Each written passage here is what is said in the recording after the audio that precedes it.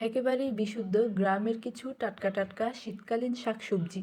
গ্রামের পরিবেশ বরাবরই সুন্দর, চারপাশে গাছপালা, ঠান্ডা বাতাস, নীরব পরিবেশ। আর এখন তো শীতকাল, শীতকালে চারপাশের জমি জমাট শুকিয়ে যায়, আর সেই জমিতে কৃষকেরা নানান রকমের শাকসবজি চাষ করে। প্রতিটি বাড়ির সামনে পেছনে লাউ গাছের ঝাঁকা, উশি গাছের ঝাঁকা আর বিভিন্ন রকমের সবজি গাছের ঝাঁকা দিয়ে থাকে। এই যে একটা লাউ গাছ, লাউ ধরেছে, এই লাউটা একটু বড় হয়েছে। এমনিতেও লাউয়ের অনেক কড়া ধরেছে, সাথে অনেক লাউ ফুলও ধরেছে। এত বড় গাছটার মধ্যে শুধু এই লাউটাই এখন খাওয়ার উপযোগী হয়েছে, আর সবগুলো লাউ একেবারে ছোট ছোট। একটা ঝাঁকার মধ্যে কয়েকটা গাছ একসাথে লাগায়, তাই কিছু কিছু গাছ আগে বড় হয়ে সেগুলিতে আগে সবজি ধরে যায়, আর কিছু কিছু গাছ ছোট থেকে যায়, সেগুলোর থেকে আবার পরে সবজি হয়। এখানে একটা উশি গাছের ঝাঁকা, উশি সিম যেটাই বলেন, অনেক উশি ধরেছে। সামনের গাছগুলিতে উশি ধরেছে, কিছু কিছু গাছে আবার এখনো ধরেনি, ফুল ধরেছে, আবার কিছু কিছু গাছে এখনো ফুলও আসেনি। গাছগুলো আগে পরে লাগানো হয় যেন আগেও সবজি খেতে পারে এবং পরেও সেগুলো থেকে সবজি খেতে পারে। এই গাছটায় এখন ফুল এসেছে। আর এই যে এই পাশে আরেকটা লাউ গাছের ঝাঁকা, এই লাউ গাছের ঝাঁকাটা অনেক বড় ছিল।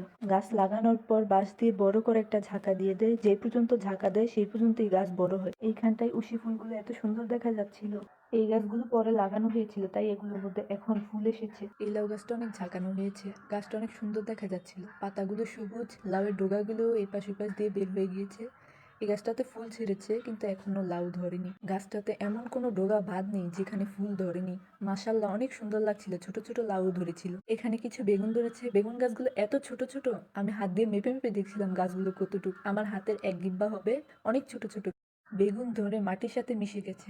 বেগুন গাছ বেশি নেই, কয়েকটা বেগুন গাছে। আর এই যে এখানে টমেটো ধরেছে, মাশাআল্লাহ অনেক টমেটো ধরেছে। নিচেও আরো অনেক টমেটো গাছ আছে, সবগুলো টমেটোই কাঁচা, একটা টমেটো এখানে পাকা নেই, সবগুলো টমেটো কাঁচা।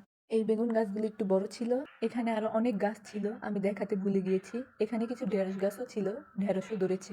আর এই যে একটা মিষ্টি কুমড়া গাছ, ছোট একটা মিষ্টি কুমড়া হয়েছে। মিষ্টি কুমড়াটা ছোট অবস্থায় পেকে যাচ্ছিল। মিষ্টি কুমড়াগুলো মনে হয় ছোট জাতের। এখানে একটু বড় বড় দেখা যাচ্ছিল, কিন্তু মিষ্টি কুমড়াটা একেবারে ছোট।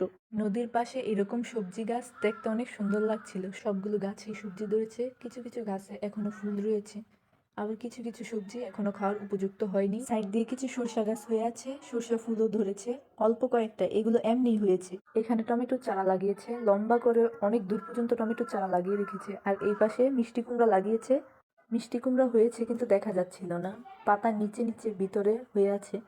ওই যে একটা মিষ্টি কুমড়া, এই মিষ্টি কুমড়াটা এই গাছের মধ্যে সবচেয়ে বড়। আর আশেপাশে হয়েছে এগুলো একটু ছোট ছোট। এই যে এখানে দুইটা একসাথে হয়েছে, এগুলো একটু ছোট ছোট, পাতার কারণে দেখা যাচ্ছিল না, মাটিতে হয়ে আছে। অনেকগুলো গাছ একসাথে একটা একটা করে লাগিয়ে রেখেছে। আর এই যে এই পাশে টমেটো ধরেছে, ছোপায় ছোপায় টমেটো ধরেছে, পাতা নিচে নিচেও টমেটো ধরেছে।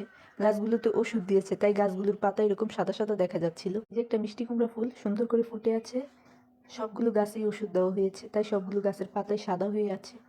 এতগুলো টমেটো গাছের মাঝে এখানে একটা ডাঁটা গাছ হয়েছে, ডাঁটা গাছে ফুল ধরেছে। এখানে কিছু পাখি কিচিরমিচির করে ডাকছিল, এত সুন্দর লাগছিল।